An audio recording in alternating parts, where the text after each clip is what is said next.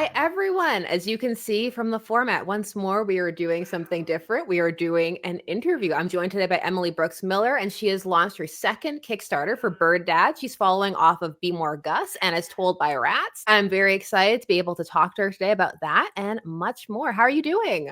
Oh, I'm doing great. Thank you so much for having me. I'm very happy to be here. No, I'm really excited to talk about the Kickstarter. We were supposed to talk about the first one, but we couldn't really coordinate a time to make it work. So I'm glad that this time it worked out.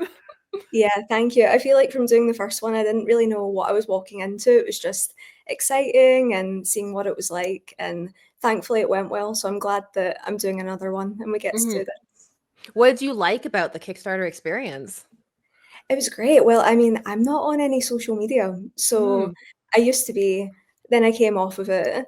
And Kickstarter sort of feels like taking social media back to its basics. And Mhm. you get to connect with people that are actually interested in the work and the projects that are there. But I mean, I'm freelance. I'm full time, like a visual artist, and Kickstarter kind of allows you to, if you don't fit the publishing molds, you can put something out there and see how it goes. Why don't you tell people a little bit about BIRDDAD? Yes, so BIRDDAD is a 72-page graphic novel, and it is following the trials and tribulations of fatherhood. But instead of following a human man, we're following a pigeon. What drew you to making anthropomorphized creatures? Because you did that also for Be More Gus and As Told by Rats.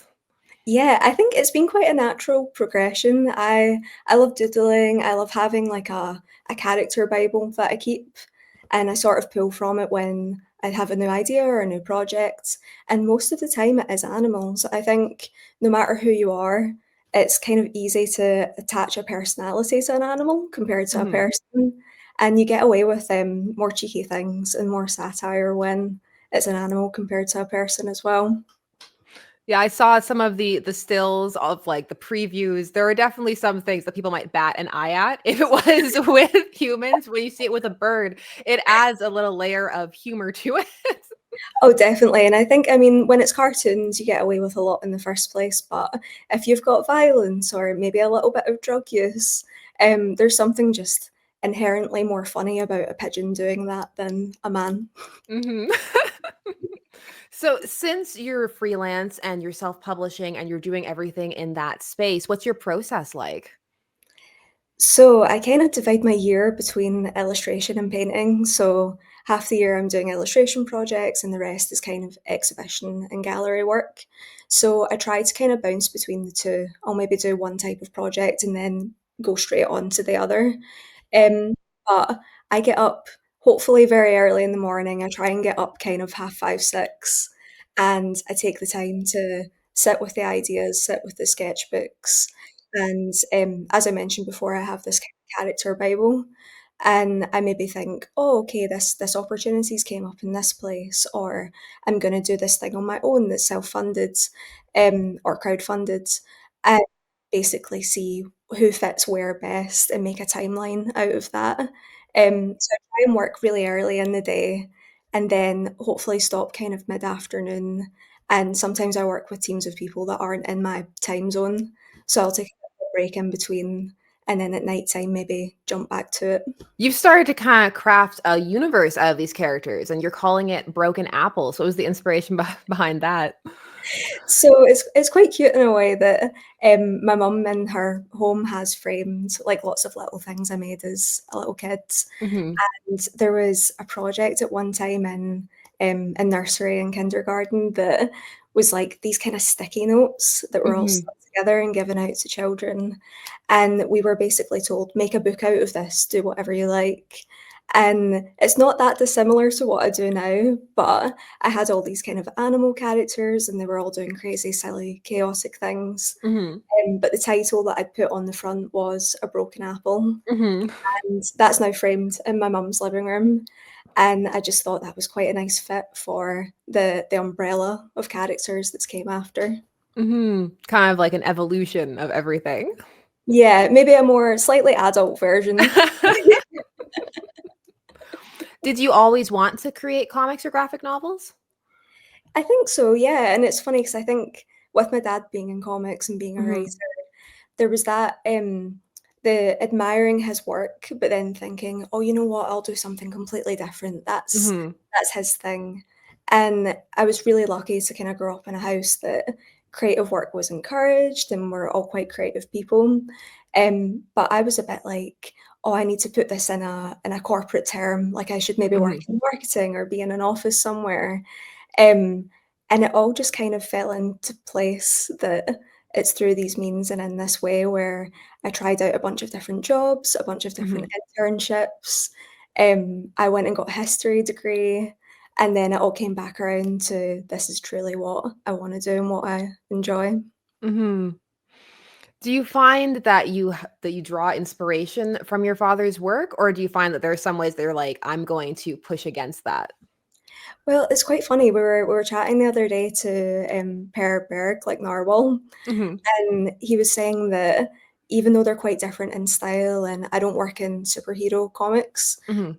we both definitely have a kinda undercurrent of morality tales, like Mhm. a sense of right and wrong, and I think if you grow up in that environment and everyone's speaking about their ideas and what they've been inspired by, you are just kind of gonna soak it in like a sponge, and it Mhm. might come out in your own unique way or in a different style, but, Mhm. eh, I mean, you are a product of your environment as well. So, what's your favorite part of the process of creating these characters and these works? I think probably having the when I have that character Bible and Mhm. I have a gut feeling of who should be next, who gets picked on, who can I make out of this, um, then being able to kinda create a couple of pages of what they look like and what they get up to in the concepts, Mhm. and if I can then show that to other people and they have a good response, Mhm. sort of feels like the justification of, "Oh, that's where I should go next," and that would be a good idea.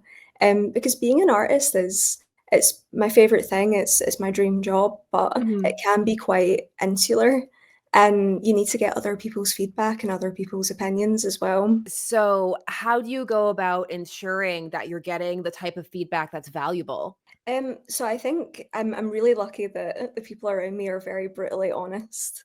That I Mhm. have a writer that's my dad.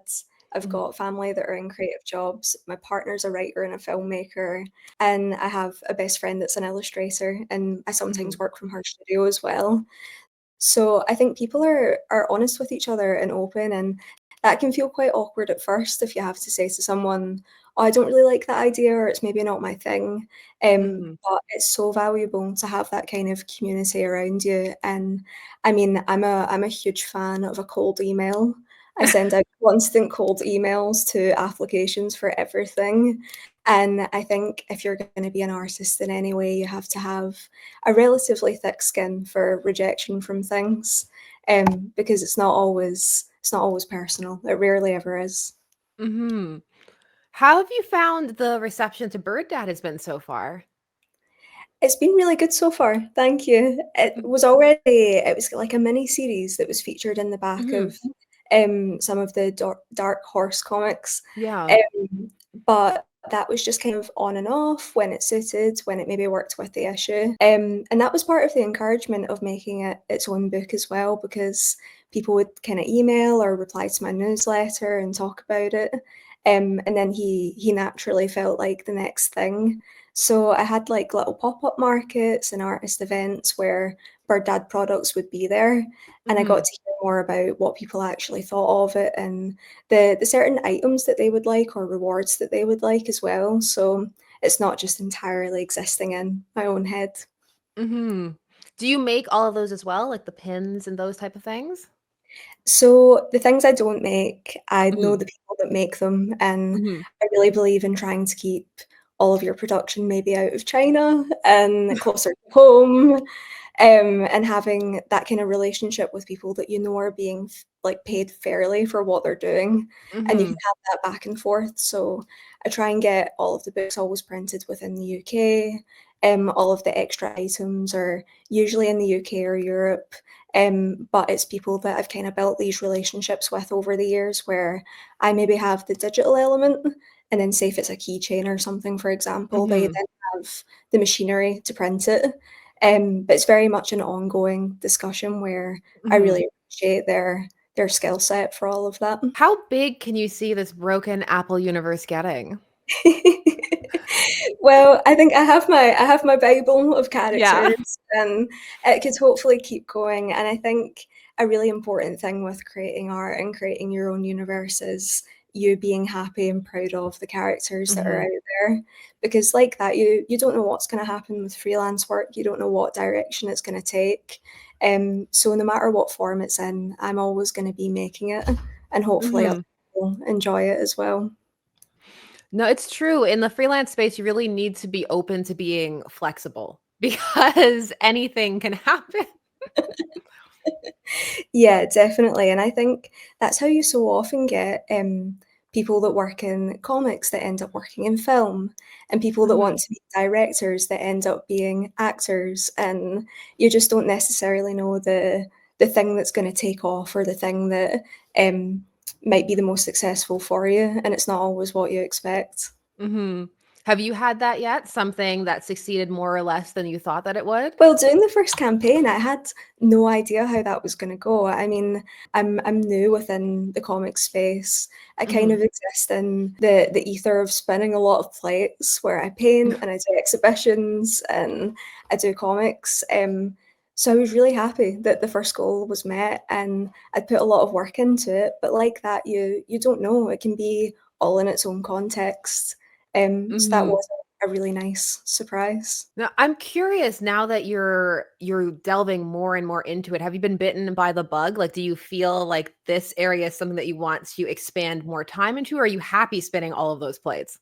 That's a really good question, because I mean, it's a lot of things to think about all of the time, but I do enjoy the variety. They can sometimes seem detached and that they're not links, but all of the paintings and all of the books and all of the drawings do sort of have this invisible thread that ties them all together, of little Easter eggs and morality tales. And say my most recent painting show that was in February, it was its own cast of characters, it was its own thing. But if you know the books, or if you've seen the previous campaign, there was like little hidden characters within the pieces and things that tie it all together in some way. So right now I enjoy doing both, but you never know, time will tell. So, how big is this character Bible? Because you've mentioned it a few times. I say that as if it's in like a secret layer under lock and key. But I've purposely the last year or two really tried to stick to the typical artist thing of having a sketchbook on you at all times, whether it be Mhm. this size or it be huge.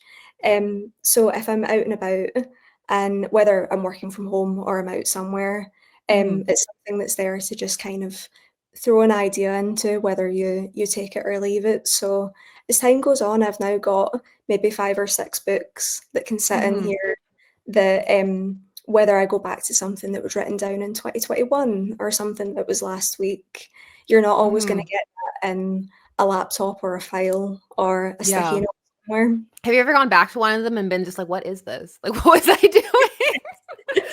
You go, "That was too late at night." Yeah. Definitely. And I mean, even coming up with titles for things, there's you start with something that you think, "Oh, that sounds Mhm. great," and by the end it's entirely different. And I think it's nice with a sketchbook to kind of have this catalog that other people can look at and understand it, because Mhm. explaining your ideas can be hard. And if you've got like a visual timeline there, Mhm. it's nice, and it's interesting for people that enjoy the work. They get to look back on it as well. Yeah, you get to kinda see that evolution and the thought process behind it. Yeah, I mean, there's a world where BIRDDAD could have been green or purple or I do like that title for it. I think it's very succinct. I've always struggled with titling, so whenever I see, like, a nice succinct title, I'm like, "Yes, that's gets the point across." Thank you. And I think I like names. I like having a name first and then sometimes working backwards. So Mhm. even if that means once it's finished, you go back and you change that again. It's quite a nice starting point to have, as Mhm. opposed to going, "Oh, okay, I'm gonna shape this world and this story," and then the final piece is thinking of a name that you And it's just like, cannot "Yes, it quite needs a fit. name." Yeah. So, since you came to finding that art was what you wanted to do after trying out a bunch of different things, do you find that there are any cliches or the like that people say about art that's true? Um, I think I'd maybe say the kind of white-walled gallery space has a lot of cliches where there's a lot of people that kind of like coming to a show for a glass of wine and talk about art and with a polo neck. Those Mhm. cliches are kind of true. Um, but I think when it comes down to it, most people go into art with a really positive mindset and they're Mhm. very open to new ideas and things that they've not seen before. Because I think art Mhm. can seem really intimidating, whether it's the illustration side or the painting sides. And I think people are always more supportive than you would expect. It's scary to put Mhm. your work out there and to make new connections, but maybe anti-cliche is that people are friendlier than you would expect. I found that too, even just in content creation, because there's tons of, negative stories about the online space. And while there's definitely some validity to it, there's also a lot more positivity than people give credit to a space as well. Yeah, definitely, and I think as well, like, such as yourself, if you're creating work that you really love and you see it as a kinda net positive, then you're not Mhm. putting anything out there to hurt anyone or go after anyone, it's for people to enjoy and people to take, hopefully, something good from. How do you find that your process has evolved in between the 2 works or the 3 works rather? I think I learned a lot from the first campaign of because I'm kinda from start to finish, coming up with the concepts, choosing who I'm gonna print things with and speaking to them about it, packaging everything, putting it together. There's even just the kinda logistical sides of going, "Oh, okay, doing things in this way makes more sense. This is how much it costs to send something to this country that you've maybe never sent it to before." And it's things that start to save you a lot more time, and when you've got more time, you can do a lot more creatively. But I think I've also, from the first set of books to this one, I have more of a linear narrative this time. In the first two books, it was very much a story per page, and this one, it is a collection of short stories, and some of them are single pages, some of them are double, some of them are four, but there is kind of like a through line as opposed to just this pick it up at any page and read it. Do you think that ended up happening because it started off as kind of a backup in Dark Horse? Yeah, I think so, and especially if you're working on a project for quite a long time and you're dipping in and out of it, that is naturally sitting in its own timeline already, and you come Mhm. back to it and you go, "Oh, okay, what could follow up from the last one?" And then if you do that several times, then it does kinda naturally form its own story without you even realizing it. So what would you say for those who might be curious is the underlying theme for Bird Dad? I think it's probably a morality tale, but Bird Dad is sort of a father that's trying his best. That we see him searching for fame, we see him falling in and out of love, and we see him trying to do the best thing for his family. But he's just kind of failing upwards, so to speak. You mentioned that there's a whole logistical side to it that people may not necessarily consider, especially when you're doing everything yourself. So what do you find is one of the most valuable things you've learned from that process? Planning ahead for space and letting people know a really realistic timeline of when they're going to receive their pledge. Mm, Um, I think I try to speak to the people that I work with ahead of time so that I'm not doing it after the campaign. mhm, And me and my partner both work from home. We work in this space. mhm. So I mean, I love him. He's used to, after a campaign, me having things everywhere all throughout our apartment. And he'll just be stepping over books and over keychains and things. But just kind of planning ahead, having a timeline of, oh, okay, on this date I can receive these books. On this date I can have these things in and out.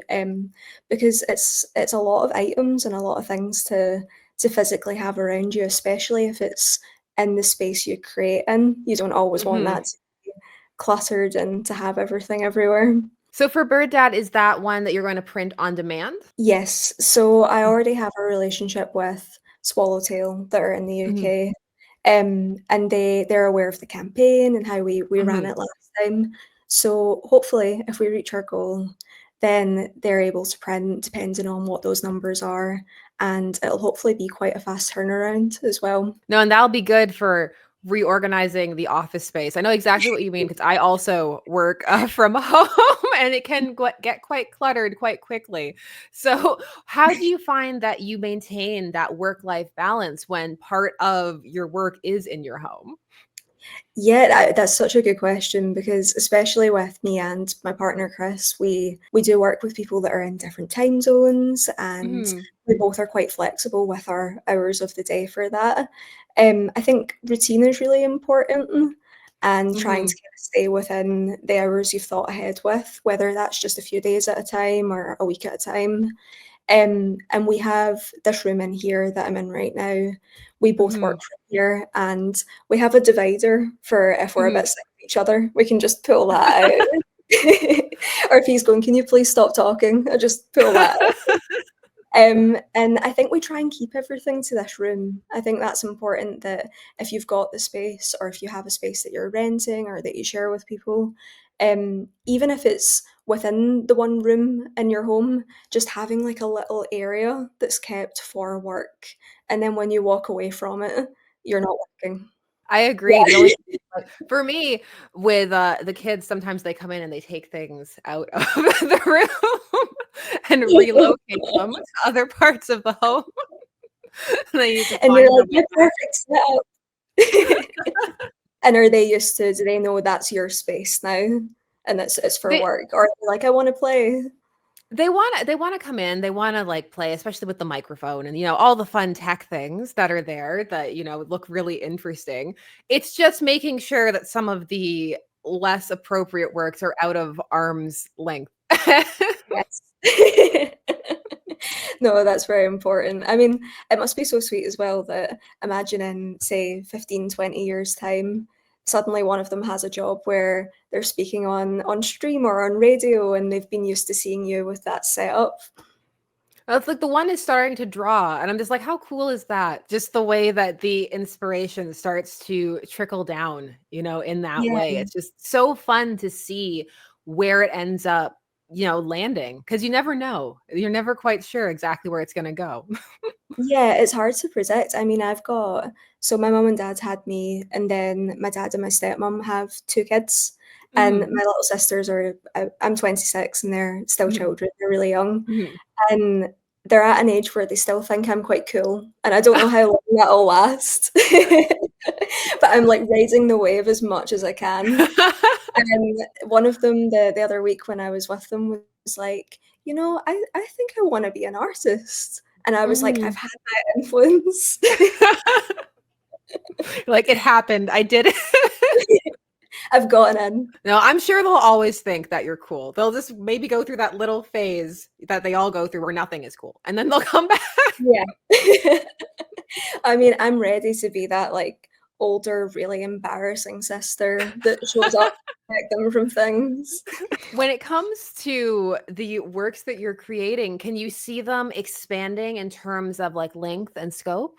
Yeah, I think so, and I think BIRDDAD's been a really good kind of first step of that, where when the first books have been these kind of one-page Mhm, stories, this is a little longer, and then I think the next will naturally be a little longer as well. And I think myself and my partner Chris, where he works in horror, and my work mhm, has that slightly creepy edge, and I think we were saying that it would be great to work on something together that's a longer format. mhm, Where you kinda have maybe 90 pages where it's the one character and the one story from start to finish. Because I think you've mhm, just got to try as many different versions and mediums as you can, and it's hard to tell what people are drawn to, but you kinda just have to trust your gut at the time with what fits that project and why you're drawn to it yourself. mhm. Is horror one of the genres that you're, like, drawn to and interested in? Well, I'm a bit of a wuss. I'm a bit scared of things.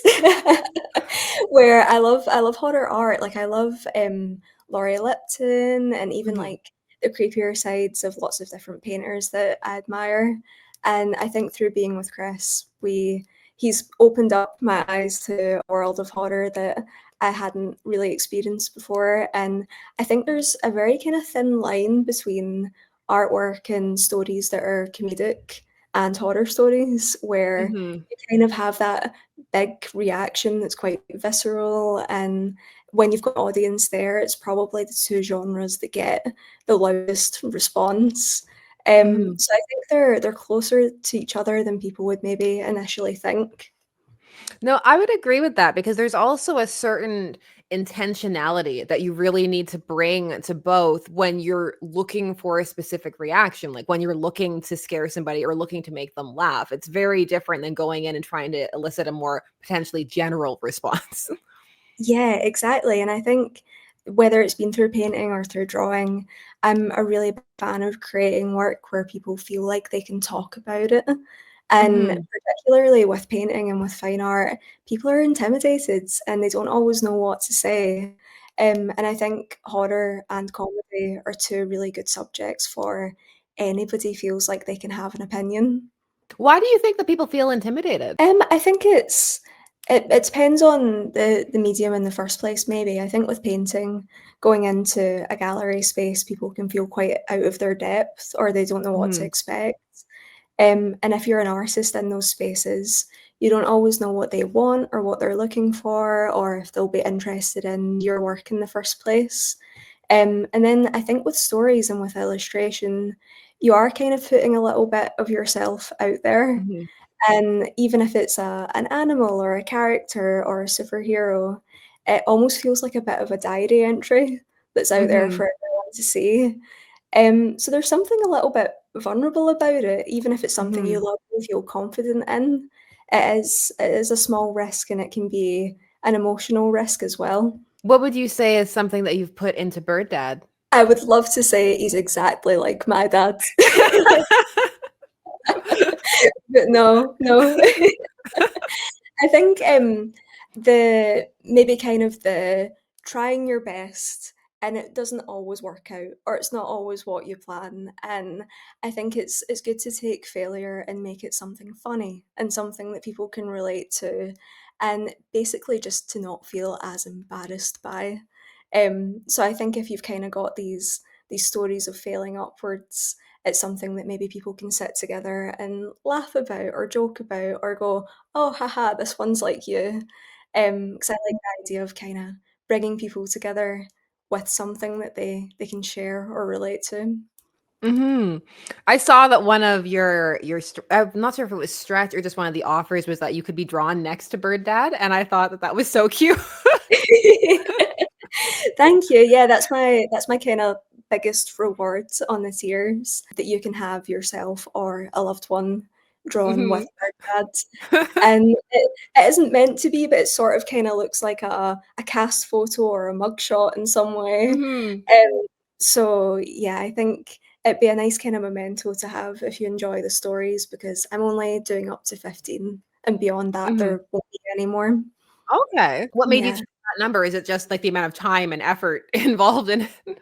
Yeah, just, thinking ahead with those logistics and, Mhm. how many could I do with the best quality in mind Mhm. so that I'm not rushing things, and I think it's nice that if you're gonna take the risk with a pledge and with Kickstarter, Mhm. you're backing someone's work, to feel like you are getting something that's a little bit special and a little bit Mhm. limited, and it's Mhm. not just someone going, "Oh, how can I make the most money out of something?" It's more Mhm. about providing, like, quality artwork for people that Yeah. genuinely enjoy it. So how Yeah. long does it take to make one of those portraits roughly? It depends on what the photo is sometimes. So I've done things before that'll be quite complicated and then things that are very straightforward. Mhm. But with BIRDDAD, with these ones, I think I would like BIRDDAD to look a little different in all of them. Mhm. The subjects would be a little different in all of them, and if I wanted, I can put them in a certain situation or a certain background. Mhm. So intermittently between my other work, maybe kind of like a week per piece. Well, Mhm. No, Bird Dad definitely has a certain aura around him, which I appreciate. What are some of the things that you include in his design to make him have that kind of like he just looks like he's struggling sometimes? I think it's very important to look at someone's posture with these things, Mhm. and he's kind of in this, like, C slump shape a lot of the Mhm. time, and I think there's something just quite funny about that when he's got, like, the downturned back and he's all Mhm. hunched and he's a little bit Mhm. crazy. Usually throughout the stories, if there's something that's getting progressively worse, his eyes might get more red, more bloodshot, and he's sometimes got a cigarette. 'Cause I think Mhm. sometimes if there's an older bird with a cigarette, they always look quite tired. They're over it. So, what is your approach to the way that you sketch and lay things out? Um, so I've tried to with the space, I've kinda got it set up over the last year because we were living away from here and now we're back in Scotland. So I kinda try and have the freedom of the sketchbook that I take out and about and then, bigger pages, bigger bits of paper where I'll kinda draw out a character, I'll maybe draw what they look like from a 360 view, and then if I have an idea for a story, that might be "Oh, this panel would look great. I wonder what I could shape around that," and that's where the story comes from. Or it could be, "Oh, how funny would it be if we saw BIRDDAD at the pub with his friends, at the bar with everyone and what's going on?" I think it's kinda taking that one image that comes to mind and then trying to expand upon that. So I'll kinda work big if I'm in here and then make it smaller and smaller where everything starts on paper and then that will move over to being digital as well. How do you find that transfer over to the digital, like, aspect of it? It takes a little while to get the hang of because I didn't go to art school, so I didn't have that kinda, like, immediate skill set that some people do, Mhm. where a lot of it for me is self-taught, so it's Mhm. getting these things and then figuring it out. But I mean, when I'm working digitally, it's with an Apple Pencil. I'm kind of following my own hand or my own drawings where something's been scanned in and I'm maybe kind of Mhm. moving over that. So whether it is digital or it's drawn, it does kind of look like the same, it is the same person, but it looks like the same person in terms of handwriting and the little bumps and cracks. And I Mhm. wouldn't ever want to lose those bits of personality because it's working from the iPad as well. There can be a bit of fun in the self-taught aspect of it because you get to play around and you don't have that same rigidity that sometimes comes when you're taught the official way to do it.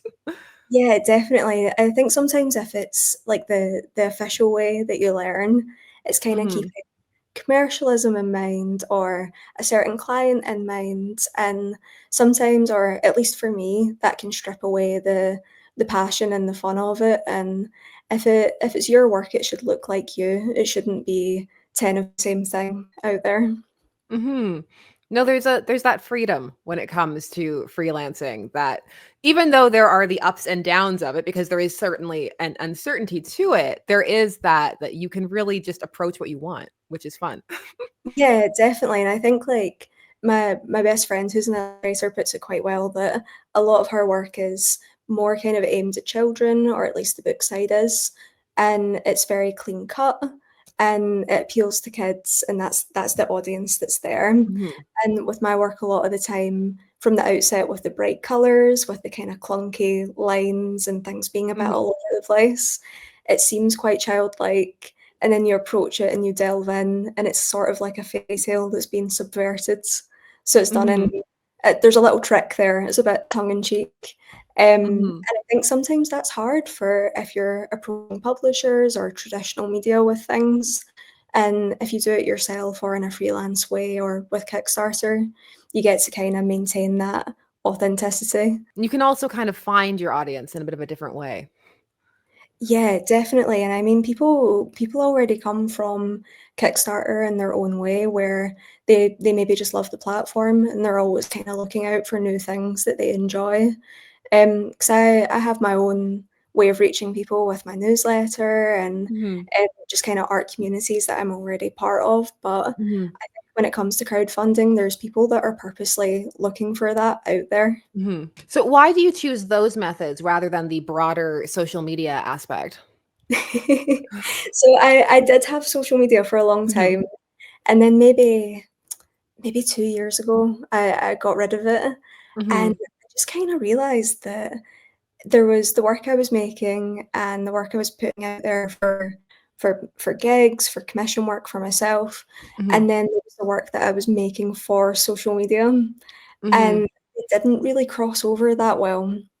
And mhm. I think when you're freelance and you've got to be careful with your time and careful with your income, I was spending like half my day making things for Yeah. Instagram and for Facebook.